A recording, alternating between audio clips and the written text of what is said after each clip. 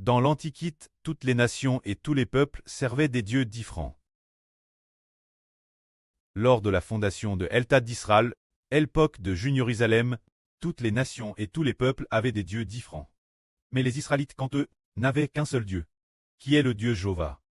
Cette époque, Moab avait le Dieu de Moab, Ammon avait le Dieu d'Ammon, Dom les Philippines. Chaque nation et peuple avait son Dieu, madame, chaque pays avait de très nombreux dieux. Et aujourd'hui, c'est la madame chose. Chaque individu, chaque nation et peuple a son propre Dieu. Madame, chaque personne a un Dieu différent. Et ce Dieu, c'est l'esprit de Pshach qui habite en nous. Qui est son Dieu? Mais quel genre de personne peut trouver Jéhovah, ce seul et unique vrai Dieu? Quel genre de personne peut trouver ce seul et unique vrai Dieu? Et devenir un enfant sous le nom du vrai Dieu? Et devenir des fils et filles sous le nom du vrai Dieu? C'est que nous savons que le nom du vrai Dieu est Jéhovah. Alors, tout comme le pré à DJ Prophétis en disant « Un oint appelle le Messie va venir ». L'esprit au-dedans de loin est l'esprit du vrai Dieu. Trouver l'oint, c'est trouver le vrai Dieu. Tout comme le pré afin d'abolir l'ancienne alliance. Et d'établir une nouvelle alliance, pour nous faire trouver le vrai Dieu, a fait descendre son Fils pour qu'il devienne homme, afin que tous ceux qui appartiennent au nom de son Fils, puisque le vrai Dieu habite dans le Seigneur Christ, tous ceux qui appartiennent au Seigneur Jésus-Christ, deviennent des enfants sous le nom du vrai Dieu, deviennent des fils et filles sous le nom du Précleste, et deviennent le peuple du Précleste. C'est alors que le vrai Dieu peut accorder la vie éternelle aux hommes.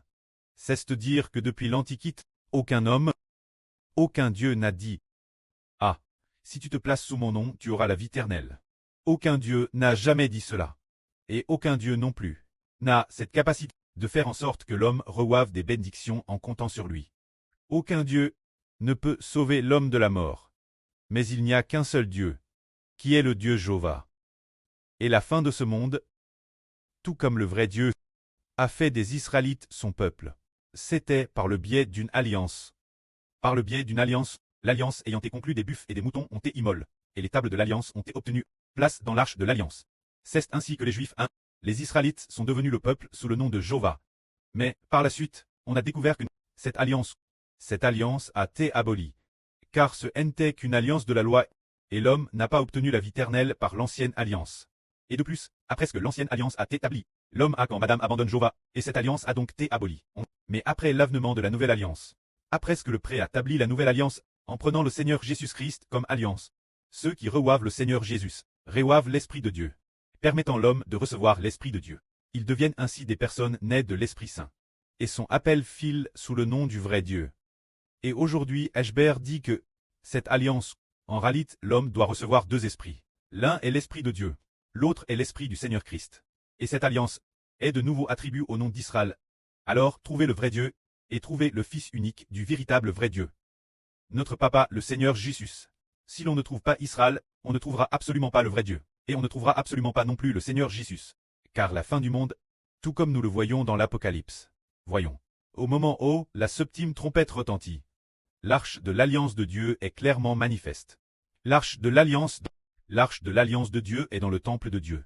Clairement manifeste, ce qui signifie que, clairement manifeste, c'est se dire que Dieu a fait alliance pour donner la vie éternelle, et l'a placé dans son arche de l'alliance. C'est se dire en Israël. Ainsi, ceux qui trouvent Israël, cette alliance se manifeste, et ils reçoivent l'esprit du vrai Dieu et du Fils du vrai Dieu. Alors l'homme obtient la vie éternelle. Si quelqu'un ne trouve pas cette alliance, il ne trouvera pas le vrai Dieu, ni son Fils non plus. Mais avant que ce Fils n'apparaisse dans le Nouveau Testament, avant que le frère Hébert du Nouveau Testament n'apparaisse, l'arche de l'alliance n'a pas de mentionne, le Seigneur Jésus n'a pas part de l'arche de l'alliance, les disciples n'en ont pas part non plus. Mais dans l'Apocalypse, se dire quand il y a le soleil et la lune, se dire quand la septième trompette retentit, le royaume de Dieu, le royaume qui domine le monde, est déjà devenu le royaume de Dieu et de son Christ. L'arche de l'alliance apparaît alors clairement. Ce qui signifie que, en fait, Dieu a donné la vie éternelle. L'esprit du Christ Seigneur et l'esprit du Précleste. Par alliance, l'Israël du soleil. Pour que l'Israël du soleil, ceux qui connaissent Israël, reçoivent l'esprit du Dieu d'Israël. Et reçoivent aussi l'esprit du Papa d'Israël.